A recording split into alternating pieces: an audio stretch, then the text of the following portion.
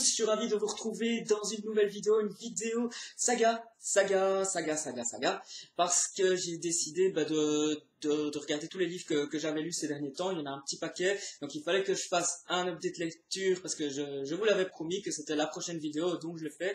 Et j'ai lu plusieurs sagas, enfin pas des sagas entières, des volumes. J'ai décidé de les reprendre pour en faire une vidéo et faire un peu le point sur les sagas que je lis en ce moment.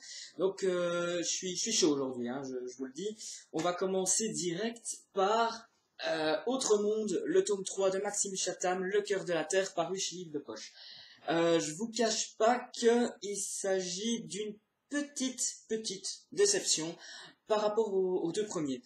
Ce que j'avais beaucoup aimé dans les deux premiers tomes d'Autre Monde, particulièrement dans le deuxième, c'était que Maxime Chatham nous proposait un univers différent avec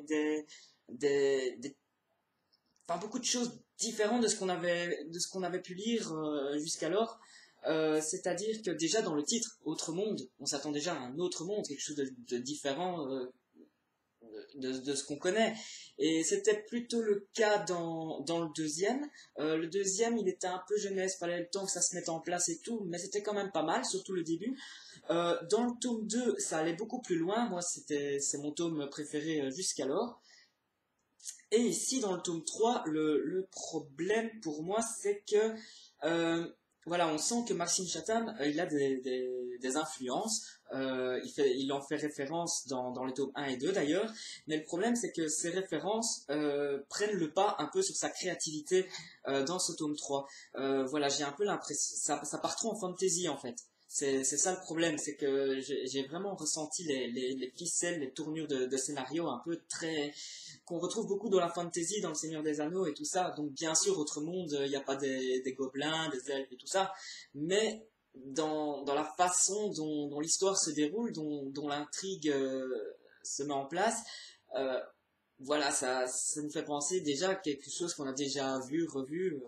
Donc voilà, il y a un peu une sensation de déjà vu dans ce troisième tome, ce que je trouve dommage parce que c'était très créatif jusque-là.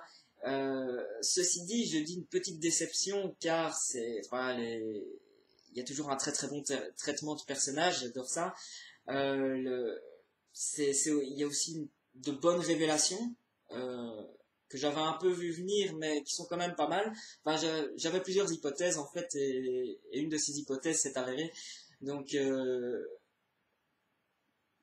voilà, mais c'est une bonne fin. En fait, il faut savoir que dans la saga Autre Monde, c'est en plusieurs cycles, et donc le premier cycle, c'est les 3 premiers tomes, et donc ce troisième tome conclut bien ce premier cycle de la saga.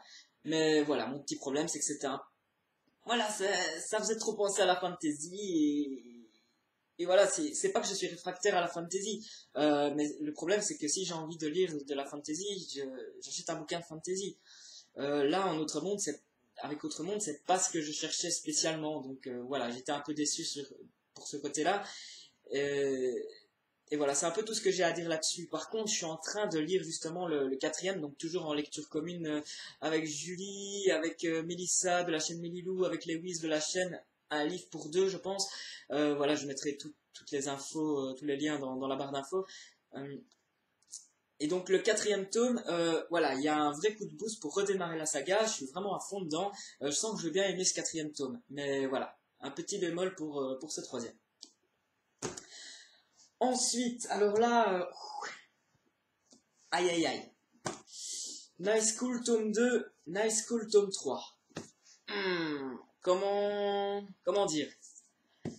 Il y a un gros souci là, il y a un très gros souci.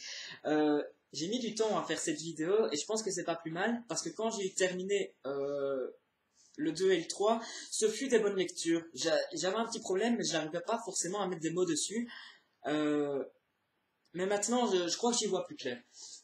En gros le souci dans High School, donc il faut savoir que ça raconte l'histoire d'une jeune fille qui a un petit peu dans la délinquance, un petit peu, hein, ça va, rien de grave, et ses parents l'emmènent dans un établissement, un espèce de pensionnat, enfin d'école comme ça, un peu dans la campagne anglaise. Et dans cette école un peu privée, un peu spéciale, il y a une fameuse night school, donc l'école de la nuit. Il y a certains élèves qui y vont, mais pas tous, hein, c'est vraiment l'élite des élèves, ils sont choisis, je ne dis pas comment. Et donc il se passe quelque chose dans cette night school et je ne dévoilerai rien. Je ne dévoilerai rien dans cette vidéo par rapport à toutes les sagas que je lis, hein, évidemment. Et le souci, c'est que dans le premier tome, ça matchait bien. Ça matchait bien parce que on a à la fois un triangle amoureux et toute l'intrigue de la night school, les secrets de l'école et tout ça. Et l'école en elle-même, l'école de Cimmeria, elle avait une ambiance, elle avait une âme, il y avait un côté qui liait un peu toutes les intrigues que l'on retrouve dans la saga. Le problème, c'est qu'à partir du tome 2, l'école va être reléguée au rang de décor, si vous voulez, va passer un peu en arrière-plan. Et voilà, on va plus avoir ce liant. Va vraiment y avoir un contraste entre le triangle amoureux d'un côté et les secrets de la night school de l'autre et tous les enjeux qui s'y rapportent. Euh, et c'est un réel souci parce que ça ne va pas du tout ensemble en fait. Il y a un problème. Surtout que on se rend compte au fil des tomes que les secrets de la night school et tout, il y a de gros enjeux derrière. Ça devient vraiment quelque chose d'important. Mais en même temps, au fil des tomes, on va minimiser les parties, on va réduire les parties où on parle de la high school pour laisser une plus grosse place au triangle amoureux, alors que ça devrait être complètement l'inverse. Plus on se rend compte qu'il y a des enjeux dans cette high school, plus on se rend compte qu'il y a des trucs, plus on devrait s'axer là-dessus et réduire un peu le triangle amoureux. Parce que là, c'est vraiment l'inverse. Plus on avance, plus le triangle amoureux est important, alors que plus on avance, plus on s'en fout en fait. Et c'est ça le gros souci. Et surtout qu'après 3 tomes, voilà, le triangle amoureux, on a un peu fait le tour. Là, je pense qu'il y a 5 tomes hein, là, de Night School qui font plus ou moins 400 pages. Ouais, plus ou moins 400 pages, donc 2000 pages en tout. Voilà, on peut pas traîner un triangle amoureux pendant 2000 pages. Et ça, c'est le deuxième gros problème de Night School, c'est que on a une interrogation dans le tome 1. Ok. Le problème, c'est qu'on n'a toujours pas la réponse à cette interrogation dans le tome 2, ni dans le tome 3. Donc, en gros, je ne vais pas vous spoiler, mais il s'est passé quelque chose, quelqu'un est coupable, on ne sait pas qui est coupable, en gros. Donc voilà, c'est par rapport à ça. Le gros souci, c'est que on peut pas laisser 5 tomes avec cette interrogation. Enfin, le principe d'une saga, à suspense, pour qu'il y ait des cliffhangers et tout ça, c'est qu'on ait quelques interrogations et on y répond petit à petit. C'est normal, quitte à soulever des plus grosses questions derrière et d'aller crescendo dans les interrogations pour nous faire un final de fou. Mais tu peux pas faire une interrogation sur un coupable d'un petit truc voilà, qu'on cherche c'est qui, et de tenir 5 tomes avec ça.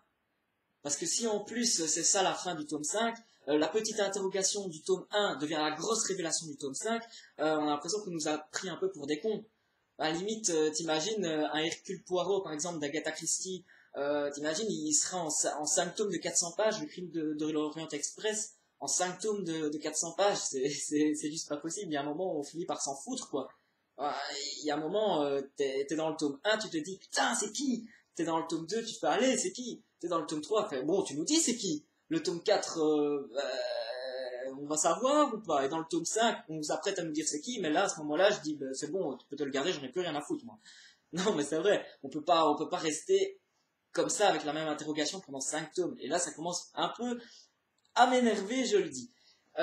D'autant plus que à chaque fois, particulièrement dans le tome 2 et j'imagine dans le tome 3, c'est qu'on a le triangle amoureux qui prend, on va dire, allez, les 2 tiers ou les 3 quarts du livre, et à la fin, on nous balance toutes les grosses infos comme ça. Et vraiment, les infos importantes quant à la night school avec les secrets et tout ça. Et le truc, c'est que quand on démarre le tome suivant, eh ben, on repart dans le triangle amoureux pendant je sais pas combien de pages. Mais c'est pas le souci, tu nous fais des gros suspens à la fin pour finalement nous faire encore tourner en rond avec ce triangle amoureux. D'autant que je suis pas réfractaire au triangle amoureux, mais il peut pas prendre autant de place. Pas quand les enjeux deviennent de plus en plus importants. Pour moi, ça me paraît illogique. Donc, j'ai l'impression de casser vraiment cette saga, mais le truc c'est que quand j'ai terminé les deuxième et troisième tomes, c'était des bonnes lectures, je n'étais pas vraiment fâché avec ça. Euh, il y avait un truc qui me posait problème, j'arrivais pas à mettre les mots dessus, maintenant je vous en parle, je pense avoir pu vous dire c'était quoi, ce qu'il en était en tout cas, mais voilà, il y a un petit souci, mais je crois encore en cette saga parce que c'est une bonne lecture, je pense que, mais il va falloir mettre la gomme maintenant dans le tome 4 et dans le tome 5 parce que là on peut plus continuer comme ça. Là, si ça continue comme ça jusqu'à la fin, je crois que je vais faire une vidéo pour casser la saga, quoi. Ça va être violent parce que là c'est. J'espère que Night School c'est pas un gros foutage de gueule. En gros, c'est ça que je suis en train de me demander maintenant. Mais ce fut quand même des bonnes lectures, mais attention au foutage de gueule. Ensuite, on va terminer cette vidéo avec le tome 2 de l'épouvanteur de Joseph Delany. Ah oui, je veux dire, Night School, je le lis avec Perrine des lecteurs de Millefeuille. Donc, je vous mettrai sa chaîne en barre d'infos parce qu'elle a aussi elle a aussi son avis aussi sur la saga. Donc, n'hésitez pas à aller le voir si vous voulez avoir un autre avis. Donc, La malédiction de l'épouvanteur, c'est le tome 2 du cycle L'épouvanteur de Joseph Delany, paru chez Bayard. Ah! Et j'ai envie de vous dire, enfin un beau tome 2. Ah, qu'il était bon ce tome 2! Ah là, il y a tout. Ah là, c'est l'inverse de Night School. Là, il y a tout. Là, il y a vraiment les jalons pour faire une putain de saga, quoi. C'est-à-dire que on a un petit côté comme ça, Monster of the Week, le monstre de la semaine, un peu, c'était l'expression qu'on utilisait, par exemple, pour la série Buffy contre les vampires, où chaque semaine, enfin chaque épisode, parce que maintenant on les télécharge, donc c'est autre chose. On les regarde en DVD, enfin, vous faites comme vous voulez, on les télécharge en VOD, légalement. Mais voilà, avant c'était toutes les semaines, t'avais un épisode, et t'avais le monstre de la semaine, c'est-à-dire que Buffy, elle devait combattre un peu chaque semaine un nouveau monstre, et voilà, ça se terminait un peu pareil. On a un petit côté comme ça, avec l'épouvanteur. En tout cas, dans le tome 1, il y avait un ennemi à combattre, et dans le tome 2, c'est pareil. Mais ce qui déchire, c'est que en même temps, on a un fil conducteur, en tout cas entre le 1 et le 2, c'est-à-dire que le 2 fait référence au premier, mais pas trop.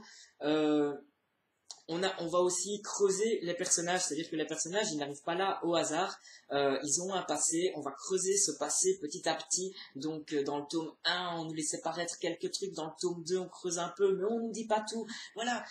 Il y a vraiment beaucoup d'équilibre, beaucoup plus d'équilibre que dans High School, quoi. On nous dit juste ce qu'il faut, on fait quelques petites révélations, mais on nous révèle pas tout, mais on nous en dit suffisamment pour qu'on ait l'impression d'avancer aussi par rapport à l'histoire. Et en même temps, le tome se suffit à lui-même, parce qu'il y a un arc narratif propre à ce volume-là, où il y a un ennemi à combattre, où il va y avoir plein d'intrigues qui vont se mettre en place.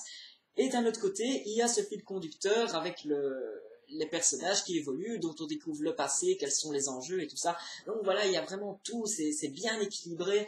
Et puis, parfois on a l'impression de lire des histoires vraiment montées en épingle, c'est-à-dire qu'on a une histoire vraiment très très simple de base, mais on va nous monter en un truc de fou, en brodant autour et tout ça, et c'est un peu décevant. Et ici c'est vraiment l'inverse. En lisant l'épouvanteur, que ce soit le tome 1 ou le 2, on a l'impression de lire vraiment un truc simple en fait. C'est du jeunesse, donc c'est simple, c'est fluide.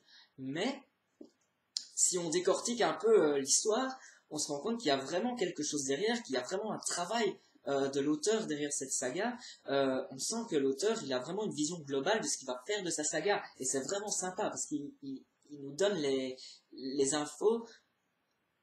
Il distille les infos à travers les tomes. Enfin, j'ai lu les deux premiers, mais c'est vraiment l'impression que j'ai sur les deux premiers, en tout cas.